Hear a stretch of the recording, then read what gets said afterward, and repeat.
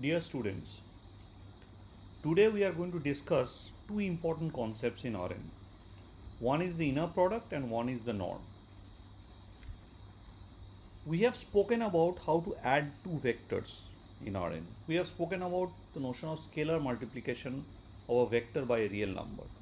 But suppose I ask you, what do we mean by multiplication of two vectors? Does it make sense? Here again, we have to keep an idea that this vector in Rn is nothing but a tuple or n tuple of real numbers. So, the idea of multiplication in real numbers can be generalized in some way to speak about a kind of product between two vectors, which is called the dot product, where or the inner product, and that is expressed in this form. So, if x is a vector which has coordinates x1, x2, xn, while y is a vector which has coordinates y1, y2, yn, then the inner product xy is nothing but multiplying x1 with y1, first component of x with first component of y, storing it, then second component of x with second component of y, and then third component of x with third component of y, and so on, and then adding them all together. So xy is defined as x1 into y1 plus xn into yn. You can think of it as a generalization of the idea of multiplication that we know about two real numbers. Certain properties we are going to write down here, which can be very easily proved from the definition. So we are not going to prove those properties. If you want, you can have a check of those properties, but please understand that we are not going to prove it here because these proofs are very simple. You can just apply the definition. For example, we say the inner product of x with x is greater than or equal to 0. Because if I replace x with x here, y1 would be again replaced by xn and x1, and yn would be replaced by xn. So what I'll have is that inner product of x with x is x1 square plus x2 square plus dot dot dot xn square. So you are adding non-negative numbers, so it has to be non-negative.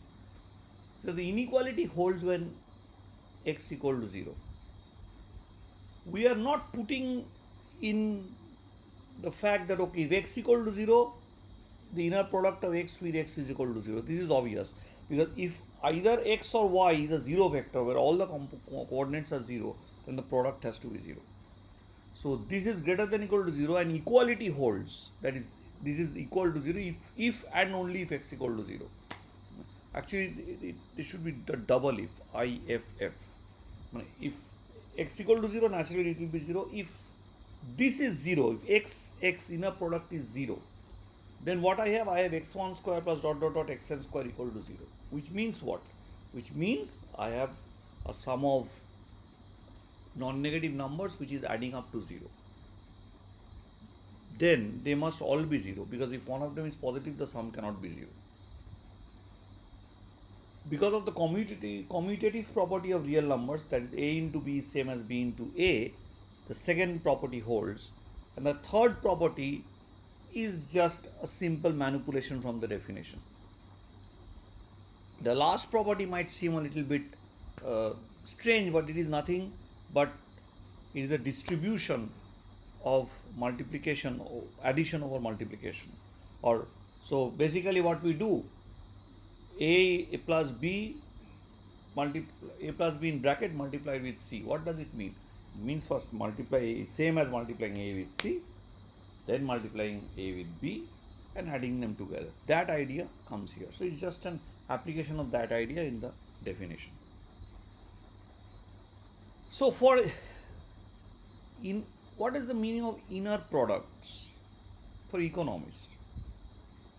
Inner product for economists essentially means the cost that I have to bear to buy a commodity bundle.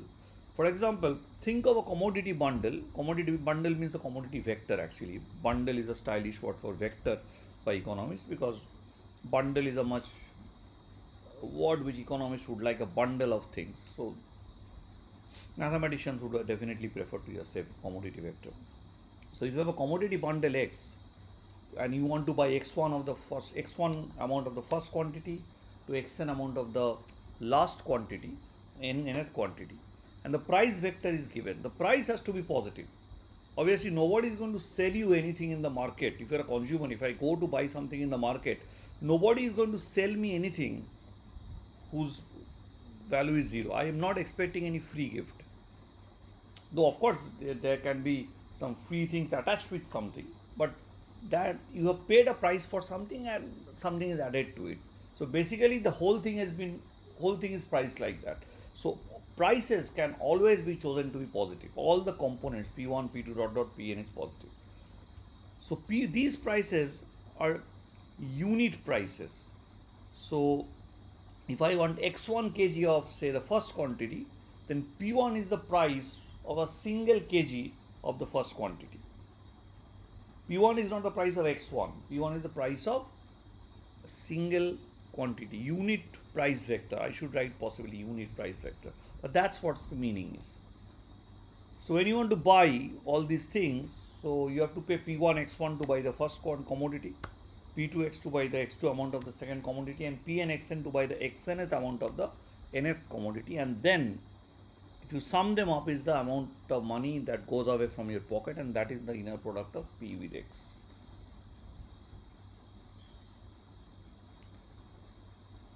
Norm is an important issue which is very deeply linked with the notion of inner product. Norm is nothing but the generalization of the notion of absolute value of a real number. What does absolute value of a real number means? It tells you how far is an object from the origin, 0. So suppose I mark everything by 1 centimeter. The number 1 is 1 centimeter from 0, number 2 is 2 centimeter from 0. So the distance of the number 2 from 0 is 2 centimeter, and the number minus 2 from 0 is also 2 centimeter. Because that is the gap I maintain between the integers. So mod of absolute value of minus 2 is 2 and absolute value of 2 is 2. So it's nothing but the distance from 0. That same concept is called norm when you are in higher dimensions. So that's, we repeatedly apply Pythagorean theorem and we define the norm of x as a square root of the inner product of x with x. So what happens? Suppose you have in 2 dimensions and there's a vector whose coordinates is x1, x2. So what is the length of this vector? By applying the Pythagoras theorem, you will immediately know it is x1 square plus x2 square, root over. So what is x1 square plus x2 square? It is inner product of the vector x, which is given by x1, x2, the coordinates, into the vector x. So x1 square plus x2 square root over, this is called the Euclidean norm because it comes out of Euclidean geometry. Pythagoras theorem is a part of the Euclidean geometry. So it's not very hard for us to see that norm of x would always be greater than or equal to 0. The 0 is missing here, so please don't mind for this. Because anyway xx is greater than 0 and we are taking a positive square root, we are not taking a negative square root because length cannot be negative, right? Less than or equal to, less than 0. Of course, norm x is equal to 0 if and only if x equal to 0. It is same thing writing norm xx equal to 0 if and only if x equal to 0. So f, the property f here is same as the property a here. Lambda, when you scalar multiply a vector with any lambda, then norm of lambda x is the absolute value of lambda into norm of x. Apply this definition here and you will get the same thing. Apply, just these will come from the definition. A more tricky condition is a triangle inequality, which says that norm of x plus y is less than norm x plus norm y. It simply tells you a fact from Euclidean geometry that sum of the length of two sides of a triangle is always greater than the third.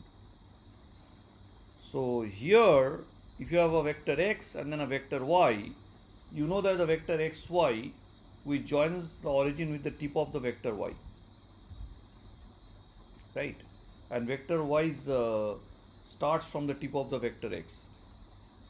Now you know that norm of x plus y is one of the third side of the triangle, and norm x plus norm y is the sum of two sides. It will be greater than the third. The equality is strictly greater than the third as per Euclidean geometry. But here we have equality because we also take into the fact that one of them could be 0. Then there will be equality, or one of them could be a scalar multiplier of the other. Means for example, sorry, I'm making a mistake. So norm of x plus y is less than or equal to norm x plus norm y. This has the equality because one of them could be 0, right? And it will give me norm of, suppose if I put y equal to 0, it will be giving me norm of x. So this side also will be norm of x because norm of y will become 0. So their equality will come. So as a result of this, we are putting equality here because we have to take into consideration that we have to also consider the 0 vector here. But when you are talking about Euclidean geometry, nobody is considering a triangle with 0, one side whose length is 0. There's a degenerate triangle. In Euclidean geometry, you don't discuss things like that. That is why the inequality becomes strict. So the Euclidean norm is the norm which is linked with the inner product, but there could be other norms which are not linked with the inner product. And what kind of norms are those? One of those norms is called the taxicab norm or the one norm, which is nothing but you take the x vector, take all the coordinates, take their absolute values and add them up, which is pretty meaningful in some sense. And then another is called the infinity norm, which is the max of the absolute value of the components. So these are not linked with inner products. So, but these are also norms. Why? Because they satisfy these definitions, they satisfy these properties. So any function from Rn to R, actually R plus rather, which satisfies all the properties E, F, G, H can be called as a norm. So these properties are not properties only privy to the Euclidean norm.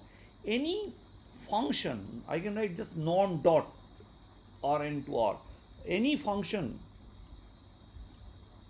which satisfies the property E, F, G, H, that is any function from Rn to R which satisfies the properties E, F, G, H, can be considered as a norm. So these are two non-Euclidean norms because they are not linked to any inner product. So we will stop here for the time being, and we will speak a bit about how to prove the the triangle inequality, for which we will talk about Cauchy-Schwarz inequality, etc. in our next lecture. But please look into these definitions of inner product, the way economists view it, norm, and the non-Euclidean norm. These things should be understood pretty fairly well. And I'll give some little explanation lectures in between to draw some diagrams in front of you so that you can understand what's really going on. So thank you very much. Thank you for your time, and do have a look and do send me your comments. Thank you.